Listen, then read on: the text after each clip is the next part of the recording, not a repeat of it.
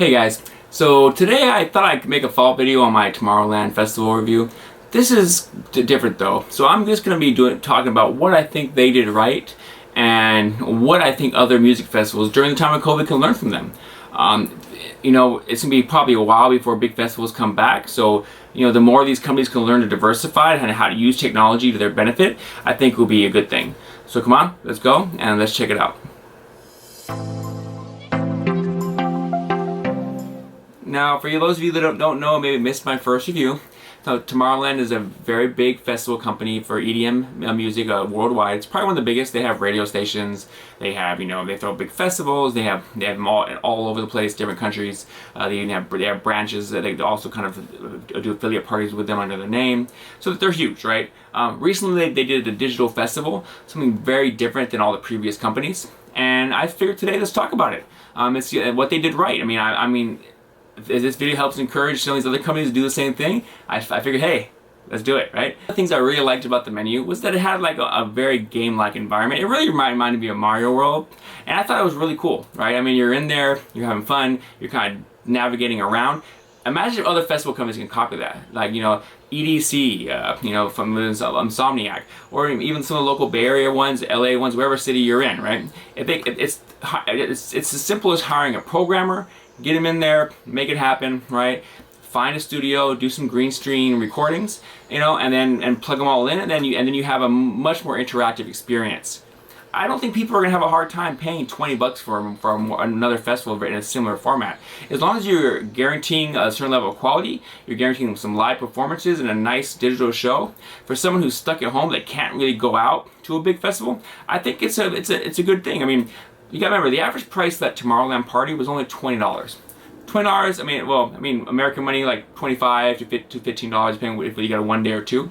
But of course, with a smaller company, right, maybe you don't have the same level of artists, you could probably go cheaper. You just want to make money on, basically you want to make enough money so you can pay your programmer and the artist and put on a good show.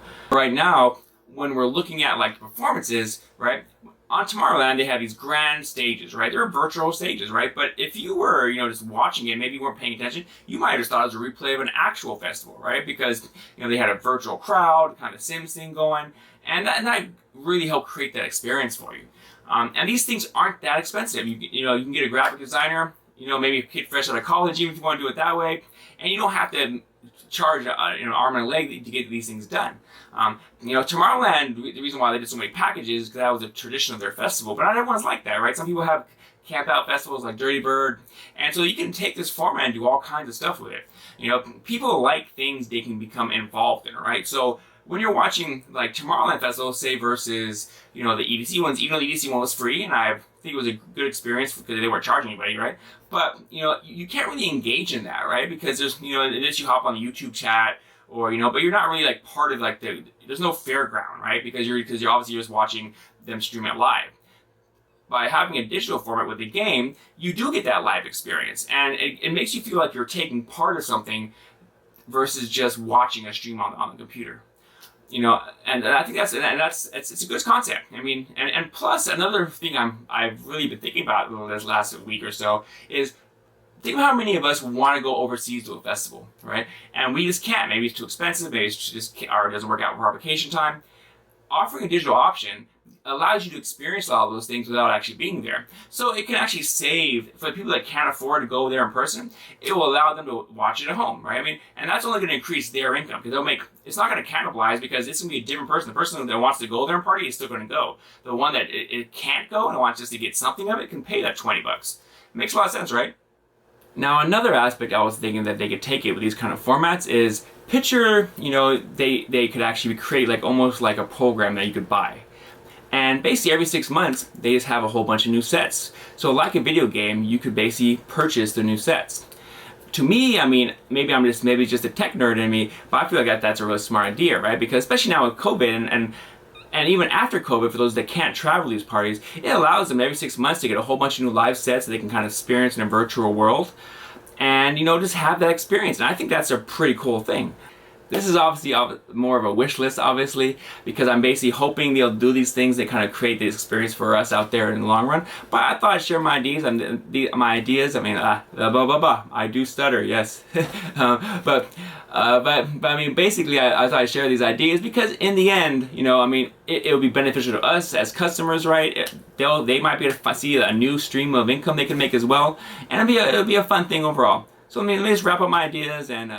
So in conclusion, guys, what do you guys think? Do you guys think my ideas are bonkers? Do you think I'm crazy? Do you think I'm just wishing for too much? I mean, I really think it'd be a good format for most festival companies to copy. I mean, live streams are great, right? I mean, and I appreciate the stuff that DJs do from their home, you know, but in the end, a production company has a lot of resources, they can do more. And I feel like it's a smart thing, you know, keep these festivals coming in digital format, right? To the point where, you know, if you, I mean, and there's so many ways they could take it. Like I was saying, you could do that game format, have a game where you know, every 6 months you basically can buy almost like an add-on pack like you can with games, and you're basically at that point, you know, just adding on a new festival every time you do that. You could also use this as an alternative experience. So those who can't afford to fly out to a festival, they can watch it from their home, giving them the option to enjoy the music and still get a piece of that party, you know, and feel like they're interacting with it, right? Because obviously you cannot interact with a live stream. You know, and where they just through COVID or even after expand that as just another revenue, because like I said, in the end, you know, this is going to be more revenue for them, more ways to offer us the content to watch, and I think it's a good idea. But you know, those are my thoughts on it. Now, if you don't agree, or if you agree, please jump in the comments. Let's talk about it. I would love to hear all your ideas. You know, if you think my ideas are just not going to happen, or if you think, you know, they're not going to happen, but you still think they're good ideas and you'd love to see it, I'd appreciate it. Let's have a fun conversation. Until then, though, I will see you guys next time. And as I always say, if I see you guys see me at the bar, let's have a drink. Until then, bye.